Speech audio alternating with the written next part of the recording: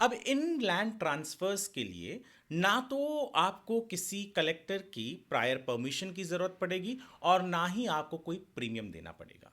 जी हाँ, कुछ ऐसे लैंड ट्रांसफर्स थे जिनके लिए कलेक्टर की ज़रूरत भी पड़ती थी और एक अच्छा खासा प्रीमियम भी, यानी नजराना जिसे कहते थे, वो देना पड़ता था। तो अब उन पर रोक लग गई है।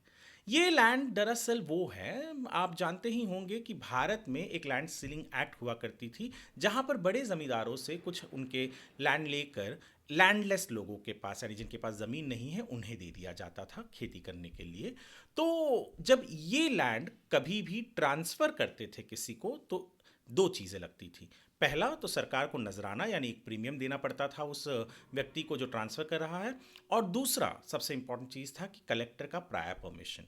यदि वो व्यक्ति अपने परिवार में भी ये लैंड ट्रांसफ़र कर रहा है, तब भी ये दोनों चीज़ें लागू होती थी।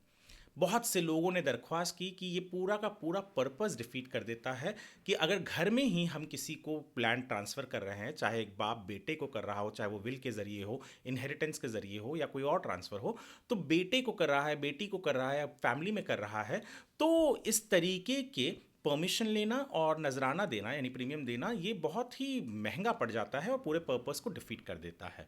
इसलिए सरकार ने बुधवार को एक जीआर निकाला और जीआर के ज़रिए स्पेसिफाई किया है कि जब कोई व्यक्ति इस तरीके के ज़मीन को ट्रांसफ़र करता है फैमिली के अंदर, चाहे वो विल के ज़रिए हो, इनहेरिटेंस के ज़रिए हो, तो उसके कोई ट्रांसफ़र फीस या यानी ये नजराना प्रीमियम नहीं देना पड़ेगा और ना ही उसे कलेक्टर के प्रायर परमिशन की ज़रूरत पड़ेगी। पर हाँ, किसी भी इंस्ट्रूमेंट के ज़रिए, चाहे वो ट्रांसफ़र डीड हो या विल हो, उसके ज़रिए फैमिली के बाहर होता है तो ये दोनों चीज़ें लागू होंगी।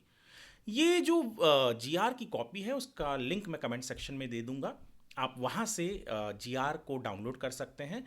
तो अगली बार अगर आप जा रहे हैं किसी तलाटी के पास और ट्रांसफ़र करवाने के लिए और फैमिली में कर रहे हैं, तो उन्हें ये कॉपी दिखाइएगा, कहिएगा कि अब मुझे फैमिली के अंदर ट्रांसफ़र करते वक्त ना प्रायर परमिशन की ज़रूरत है, ना ही मुझे नजराना या प्रीमियम देना है। इसके ऊपर आर्टिकल भी हमने हमारे वेबसाइट squarefeetindia.com पर लिख रखा है। मैं चाहूँगा कि आप वो पढ़ें ताकि आपको समझ में आ सके कि किस तरीके से नए नए कानून आते हैं, और लोगों तक शेयर करें इस वीडियो को ताकि उन्हें भी ये इन्फॉर्मेशन मिल सके। ये वीडियो देखने के लिए आपका धन्यवाद।